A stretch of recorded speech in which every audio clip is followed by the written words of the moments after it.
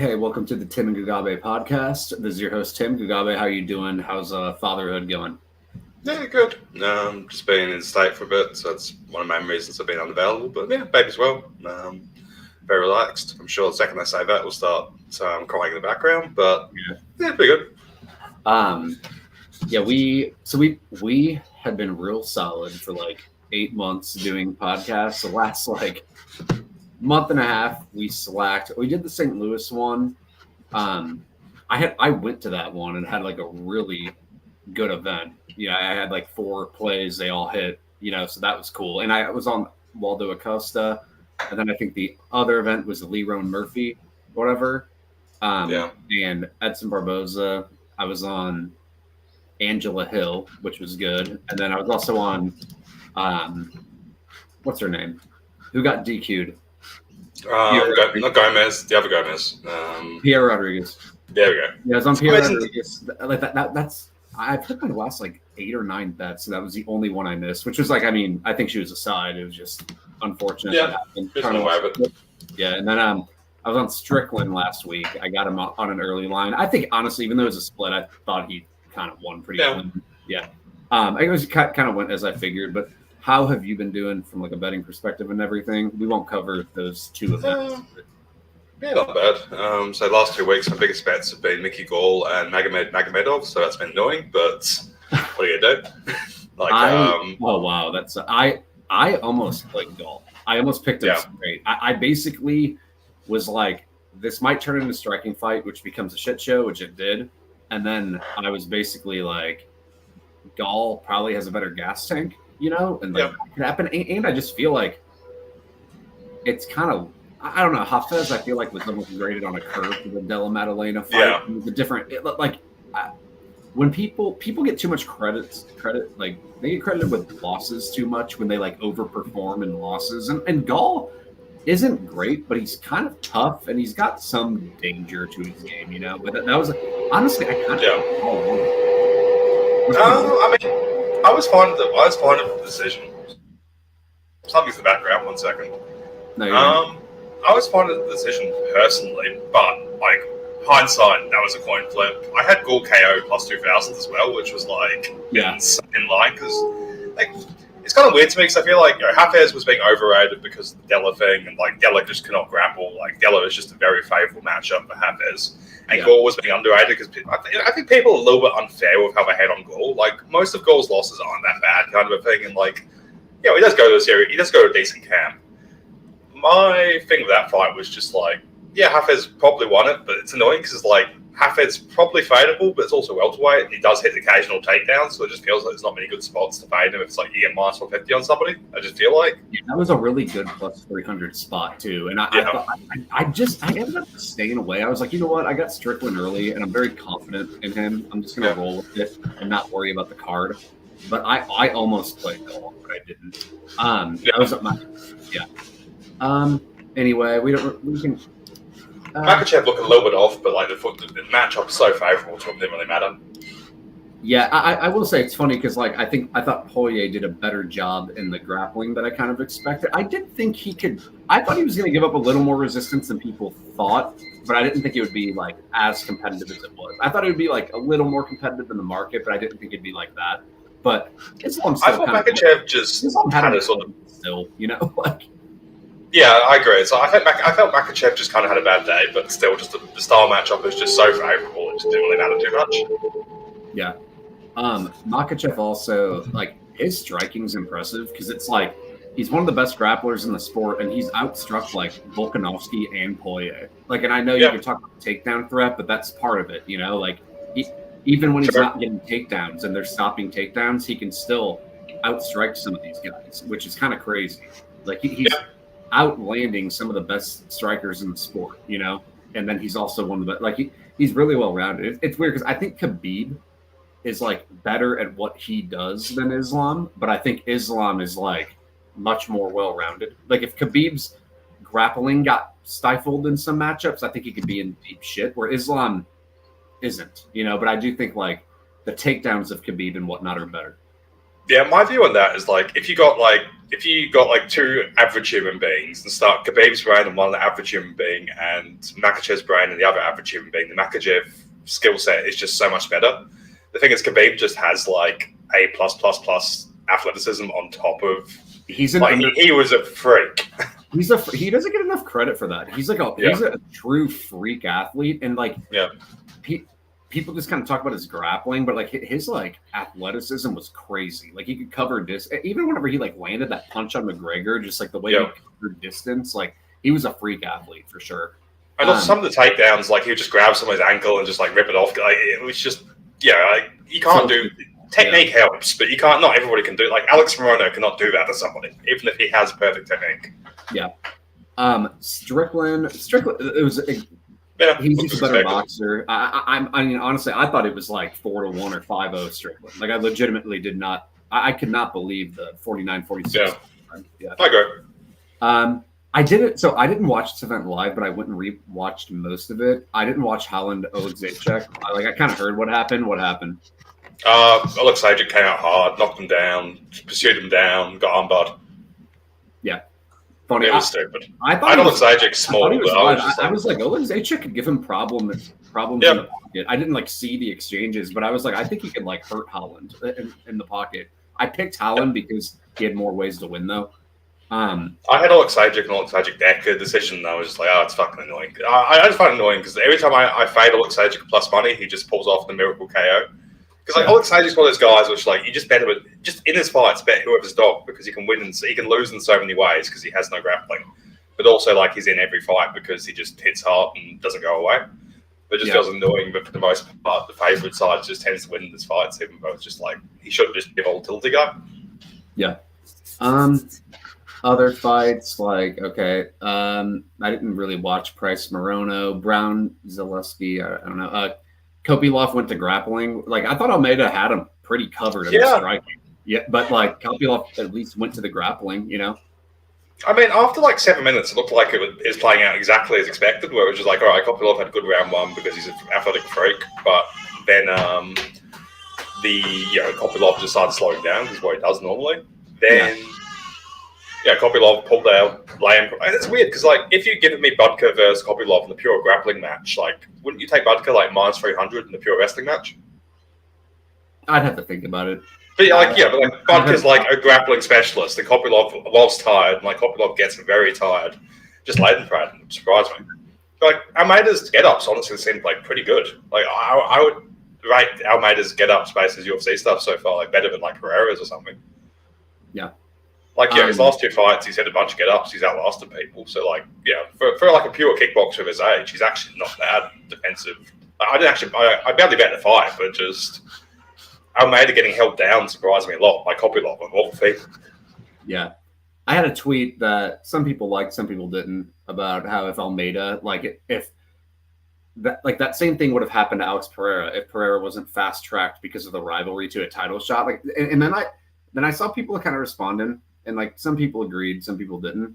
But if you look at, like, who Pereira has fought, like, Bruno Silva, Sean Strickland, like, Israel Adesanya,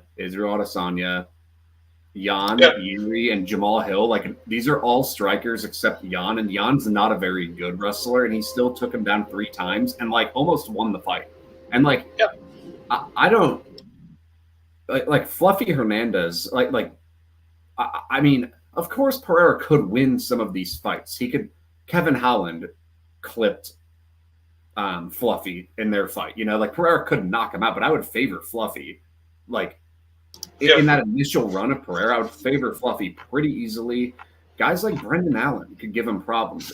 Andre Muniz could have given him. I'm not joking. Like, and these are all like he's beating all these strikers, and I really think that as well. You know, like Cesar Almeida could have probably beaten some of these guys Pereira's beaten because they're just going to strike with him. But then, you know, Cesar Almeida couldn't beat Kopylov. You know, like I and I'm not saying Pereira, but Pereira has he has like learned how to survive on the mat, but it's against guys who don't know how to wrestle. Like a good wrestler, I think would really maul him like badly.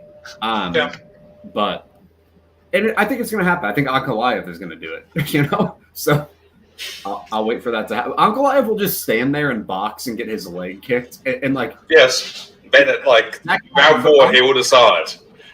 Ankalaev with a Roman Kopylov game plan beats Pereira handily, in my opinion. Yeah, I've got a bunch of Ankalaev future champion at like plus 400. Like, I've got a bunch of like future props on Ankalaev to be champion at the end of the year at plus 400. And I'm awaiting him either deciding not to fight him or just like getting kicked in the leg for 15 minutes and then deciding at round 4, oh, I can wrestle. Speaking of guys who go to game plans, Grant Dawson. Like, if Grant Dawson weighed 30 more pounds, he would beat Alex Pereira. Yeah, but if Grant Dawson weighed 30 more pounds, he'd be champion. Yeah. Like, I mean, honestly, like, yeah, the floor is so low as you go up the divisions. Like, yeah, the average lightweight is a champion at heavyweight, pretty much. Yeah, if you're like top 15 at lightweight, you're like heavyweight champion. Yeah. Jake Matthews beat Phil. I'm not going to. He found a way to make it as hard as possible because he is Jake Matthews. I want Jake Matthews versus Randy Brown. It would just be funny. Like, I just want to jam all the like hilarious underperformers together. It was a good fight though. Yeah, good for Jake Matthews, but just amazing how he just finds the way to make it as hard as possible. Yeah. Okay, and then there are some prelim fights. I don't really care too much. Let's go into Cannonier Imavov. Is this at the Apex? No, Louisville. Oh, really? Yeah. I'm glad they're doing fight nights. I'm not one of these people who's like, get out of the Apex and like complains all the time, but it is nice when they're in fight nights. Like that St. Louis card was really cool live. Yeah. It's like the crowd and everything. Like the crowd was like really behind their fighters too. But all right. Cannonier and Imavov. You want to take this one? I think Cannonier has to be the side because he rocks up. Yeah, if Cannonier rocks up as he did against Vittoria or something, it's just he's so physical. Imavov slows down. Imavov's coming mid. But yeah, it's hard to pre-bet the guy who is, how old is Cannonier now? He is 40 years old and he sort of relies on his physicality a lot. So hard to pre-bet him. I don't know. I think the under was. I haven't checked if the under's still there, but the under was like plus for 4.5, which I don't mind because I just feel like Cannonier's kind of sneaky. He's more fragile than people give him credit for. Like, he's getting dropped. And, like, if Imavov slows down against Cannonier, he probably gets absolutely beaten up. Like, I had the under in Cannonier Vittoria, and I'm still fucking recovering from that loss because it was like that was the worst betting in UFC history, in my opinion. Like, legit, like, if you put like a sensor on Vittoria's face, I think Vittoria took more power in that fight than anybody else ever had. So I think it was worse than Holloway Cater. Like, yeah. Because like he landed like half the strikes, but Cannonier strikes are like worth like 10 Holloway strikes. Yeah, that was bad. Yeah, this seems like a really close fight. Like, it seems like a striking fight. You know, striking fights can always just be competitive. I don't think like either of these guys are like in or out of each other's leagues. You know, like I think it'd be pretty close. I like Imavov's boxing a bit, but like Cannonier did outperform Imavov in the Strickland fight. Like, if you compare the fights, you know, like their numbers are pretty similar, like as far as like their striking numbers and everything. I will say, like, Imavov hasn't outstruck many strikers for 5 rounds. That's my like 3 rounds. Yeah, that too. Like, cause like the Delidze fight, I don't think he can just like Delidze can't really strike. Sucks. Yeah. Chris Curtis, it's like he grappled him a lot. And like he's still sharp in the boxing exchanges. And then Strickland, a 5-round fight. He honestly, we were both on Strickland there. Like Strickland's just kind of been my boy forever. But Imavov's cardio looked better in that fight. And like Strickland was on short notice, but I just expected him to have cardio because he spars all the time and just always shows up with insane cardio. But Imavov did do pretty well in that fight. Like I will say.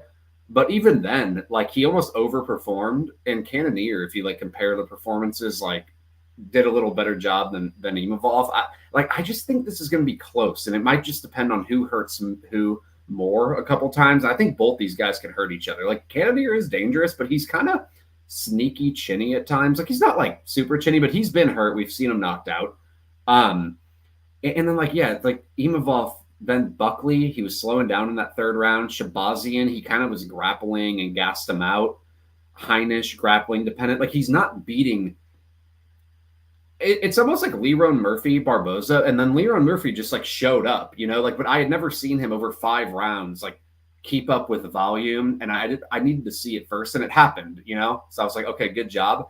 And I kind of want to see that same thing from Imavov before I'm playing him at minus 135. Like I think like whoever is a plus number is probably the side here, and right now that's Cannonier, but I'm not going to get involved. It seems like a very, very competitive fight. The age could play a factor, but Cannonier looked great his last matchup, But yeah. It seems like it looks like a good fight. I think it's going to be a really, really good fight. I personally flip the line. Like I probably have Cannonier as a small favorite, but 40 years old. I don't really want to get. Yeah, he's 40 years old and he's got an athleticism bully, so I don't really want to get involved pre-fight. Cannonier no scorecards at plus is interesting, but I suppose the question of how old he is and that kind of stuff. Imavov does seem very tough, though. That's the one thing I would say to that. Yeah, but like the Buckley fight, like chin check before, True, but just Cannonier hits ridiculously hard. I mean, it's kind of on one hand, I kind of feel like Cannonier should be the side. It's just like, all right, Imavov's probably not going to pull ahead on striking. Probably not going to get the grappling working. He's more proven in striking fights, I think, like durational fights, like that stay on the feet against actual strikers. And Imavov still kind of lacks, like if you look at through even Imavov's wins, it's just like there's still kind of a lack of anything like I guess Curtis is probably the best one, and that was just him being out. That wasn't it was no contest, but it was it's pretty clearly a win. And that was more just Curtis not being able to get through the grappling kind of thing. But like otherwise, it's just like, all right, Jordan Williams in an absolute war, but Jordan Williams gassed the fuck out after owning in round 1. Villahor's hilarious. Heinisch turned out to suck, to be frank. Edmund, competitive round 1, but Edmund pulled an Edmund. Buckley, that round 3 was very ugly. Strickland, meh. Curtis, Curtis is probably his best performance, I'd say. Yeah. Personally. Yeah.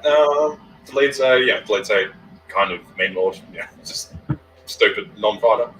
I know. It is middleweights. You can't really expect anybody to like have that good thing. But like, I still feel like Buckley were better with either better sequencing or better game plan just beats it, which is kind of an indictment on him. Like, that round 3 was very ugly, and in round 1 it was like the entire margin of the fight was who ended up on top at the end of round 1. Yeah. I'm not too interested in the fight overall. Like, I can't. It's hard to be like strongly opinionated on him. I think it'll be fun, but but it should be a fun fight. But like, I'm just saying, like, I don't have faith in Imavov at the line because like he almost has to.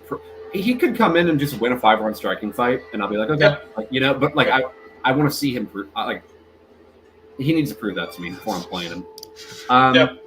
Dominic Reyes and Justin Jacoby. Like, it's hard to be confident in Reyes, but I think it's probably dog or pass. Like, I don't know if I'll pick him to win, but it's like he lost to John Jones in a close fight. He got knocked out by Jan. He was doing well against Yuri, and then he just got kind of gas pedaled and just kind of whatever. And then like Ryan Spann, he just kind of got memed. Jacoby isn't like a ridiculous hitter. I feel like so Reyes could probably stay in the fight, and like the striking numbers are pretty competitive. Like as far as like land and absorb. And Jacoby's chinning himself. Like he just got hurt a lot in his last fight. Like you've seen him hurt before. He looked bad against Murzakanov. Like his last 3 fights, it's like he chin checked Kennedy. He got like hurt a lot against Menefield, even though he was winning most of the exchanges. And then Murzakanov, he didn't look great. Like I could see like Reyes competing over the duration, and like either guy could probably get hurt at some point. But like I'm not as worried about like Jacoby's power as I am like a Ryan Spann in the first round, or like a or who else, or like a Yuri. Like I think they're very dangerous. I don't think it's like and like obviously we haven't seen Reyes win a fight since 2019. It's been 5 years, but it's been understandable losses in some cases, like the Spann one wasn't great, but anyone could just get knocked out by Ryan Spann. But I think you got to like. I'm also not going to play this, but it's probably a dog or pass situation again, in my opinion. Like it could just be a competitive fight, Like we've seen Jacoby not look great before, and like when Reyes is like not getting knocked out, he can strike, like he can. He usually puts up reasonable numbers, especially in a 3-round fight. What do you think? Reyes is weird because it's like I just still don't think we have that much of an understanding of what Reyes is. Just because like his run up the division was great, but he didn't really have that many meaningful fights or like extended fights. And then he just starts getting knocked out. I think the over here seems gigantic. Like over 2.5 plus 175, Gugabe decision plus 300. I think those are huge numbers. Yeah, the thing with Reyes, he went to like multiple decisions for a while, like against like Ozdemir, Jones, OSP, you know. So yeah, that could happen. Yeah, I mean, my view is I feel like the Chin narrative's getting a bit overblown here, but like I don't want to go too hard just in case Reyes genuinely cannot take a punch anymore. But I don't know, I think over's probably my main lane here. No interest in Nürburgring at that price, but also just like Reyes could just be done. So he could be done. My honest opinion is it's just going to be like, I have a feeling it's just going to be a competitive fight. You know, like I just kind of think it's going to be like pretty close, but who knows? I think Gugabe like competitive 29-28 kind of thing. Like I think Jacoby's a better minute winner than pretty much the guys that Reyes has been winning because like Ozdemir, Reyes was super competitive and John Jones he probably deserved the decision against John Jones, but it was kind of a moment based thing. Yeah. I think Gugabe decision's good price, like plus 300, or gets free slash deck. There's other price, I'd take GCD. Like maybe Reyes just cannot take a punch whatsoever, which point looks bad, but otherwise I just feel like it'd be a competitive 29-28 striking decision kind of thing. Yeah. Next one, Tercios and Rosas Jr. It's a rematch. I didn't even look into it again because I'd written it up before. I definitely think Rosas. I think it's like a Tercios live bet situation. You know, I don't really care who's gonna win, but like I think the best way to approach it is like Rosas could get him early, and I think no matter what, he's gonna land takedowns early. You know, but if the fight extends, it could get really weird. And I feel like if Tercios wins, I feel like it will just like be after losing for a bit and then just like pouring it on. You know, he does a pretty good job of like surviving and whatnot. And like always fighting from all areas, so like stuff could happen. But like Rosas took round 1, I think it was against Christian Rodriguez. I think he's gonna take the first round and maybe sub him, you know. But I think I'm just gonna be waiting to see what happens after round 1, and I think that's the best way to approach the fight. What about you? I think Tercios in the under. Like I think Rosas is really just not good. Like he can kind of grapple, but people act like he's like Conor Gracie or something in terms of like grappling accolades. He's not. He's not even that good a pure grappler. Like he's got a pretty good back taker early. I think like, and that's I think he's a pretty good back taker early. He is, but like some of the pricing and opinions on him is like as if he was like an ADCC guy or like a really, really good grappler. I just don't really think he's that in terms, and he makes poor decisions in the grappling. Like choosing like a contender fight with Slayers. I don't know. I think ITD and Rosas I'd be like Rosas' decision would probably have to be like the world's closest split where he like loses round 3 badly, and Tercios, if Tercios gets running, like I think Tercios winning round 1 is more likely than Rosas winning round 3 kind of a thing, personally. Like he just gasses, and I just don't think there's much to like about Rosas. Like Rosas is one of those guys where it's like he has one or two losses, and then he's suddenly plus 300 against people because it's just like all right, you've got 5 minutes back taking. What else you got, man? Yeah. I think like I'm not interested but I will be looking at Tercios live. I do think he's going to be in trouble early though. Like I think he's going to get taken down early for sure. Probably, but yeah. Ferreira and Stoltzfus. Is this the one? Or... Oh, I think so. Okay. So it wasn't. Ferreira doesn't really win minutes consistently. Stoltzfus will probably get bonked at some point, I guess. But it's probably dogger pass again. Like, you know, but yeah. Yeah. Yeah. Like Stoltzfus isn't bad. Stoltzfus isn't bad. What? Over 1.5 plus 110 is not bad. Like Ferreira doesn't do that much. Yeah, Stoltzfus is kind of tough too. Like, I mean, he can get bonked, but he's not like he's like a semi-tough guy. Another Stoltzfus live situation. I think I think if he loses, he'll probably get knocked out really quickly. Yeah, like my thing is like I think Pruno just not going to do that much. So it's just like all right, Stoltzfus can probably survive if taken down. I don't think he's going to get subbed, and like Bruno's running hot off the KOs, but I don't think he's like he just doesn't do that much. Like if Bruno's only going to land like 15 strikes in round 1, and it's like, is it really plus 110 for over 1.5? Like you've got to assume he's KOing him like 4% every time he lands. There's like a 4% chance of being KO'd to make that make sense. Yeah, which seems unlikely.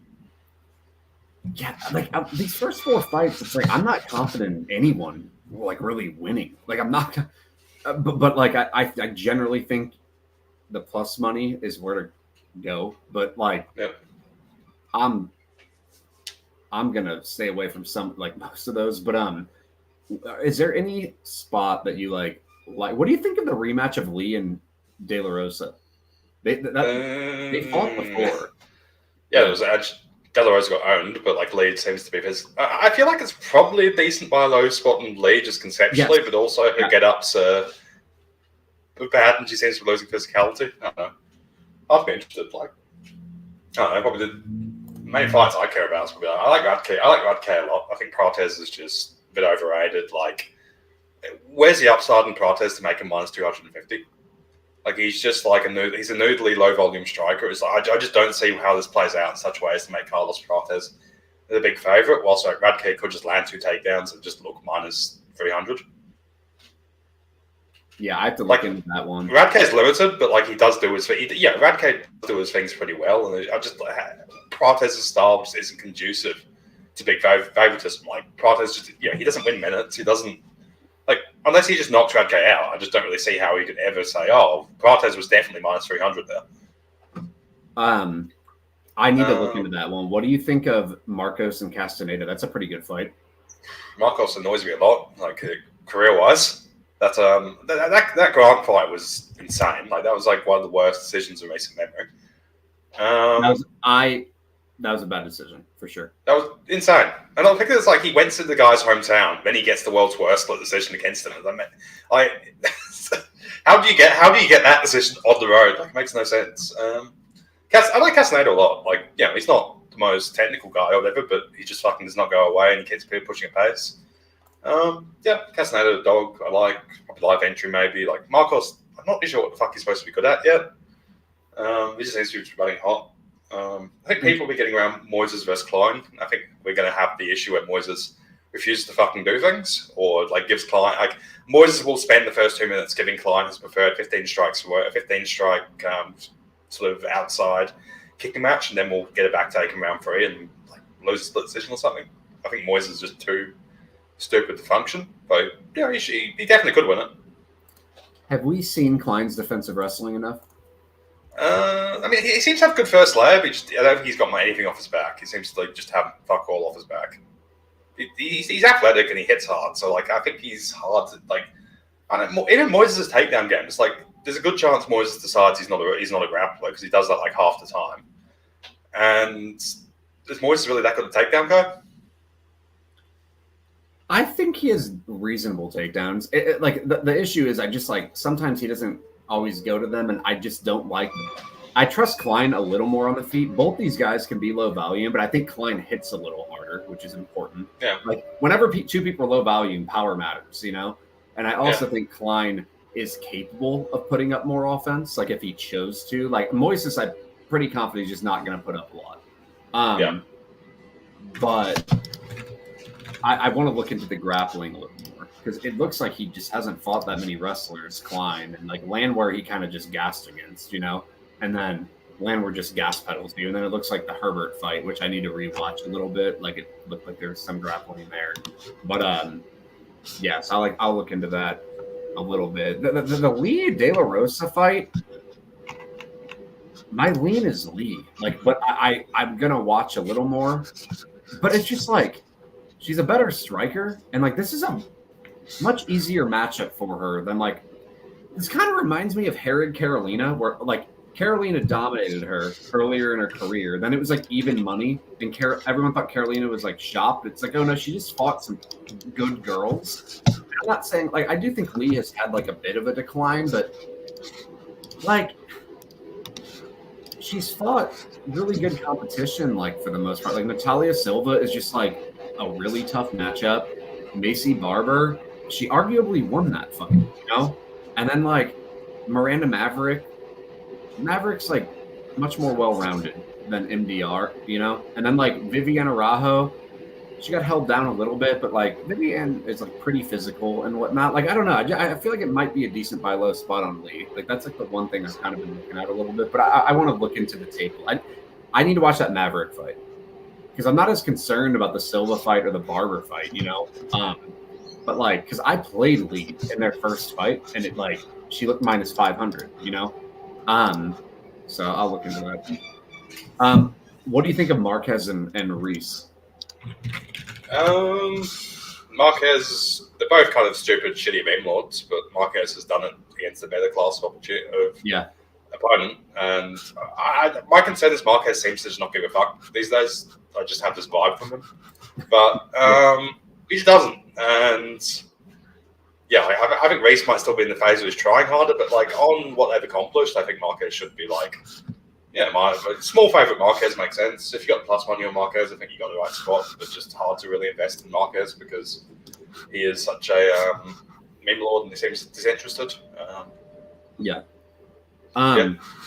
right. Well, that's it for me. Are there any fight? What's going on with this McGregor Chandler fight? So it looks like the press conference is like off or something. Do you think are they going to actually fight?